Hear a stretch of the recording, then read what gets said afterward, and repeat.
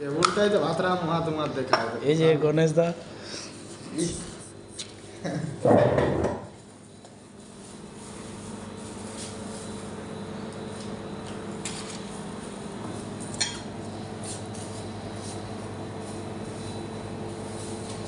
এখন আমাদের এই যে এখন পাপড়ি চাট খাওয়া হবে বন্ধুরা। সন্ধ্যাবেলায় কে কে খাবে চলে এসো। তো গণেশ দা কত করে নিল? 20 রুপিয়া করে নিয়েছে। তাই গাইস তোমরা সবাই চলে এসো খাওয়ার জন্যে। পাপড়ি খানা তো আ যায়। এই যে দাদা পাপড়ি নিয়ে এসেছে। সকাল ঘুরতে যাবো। দারুণ যদি লাগছে। গণেশ দা তোমার কেমন লাগছে? সেই লেভেলের। এতে ঘুরো আসো আসো।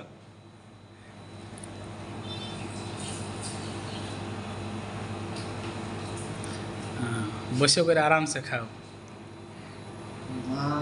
এই যে এখন আর বন্ধুর জন্য নিয়ে যাচ্ছে।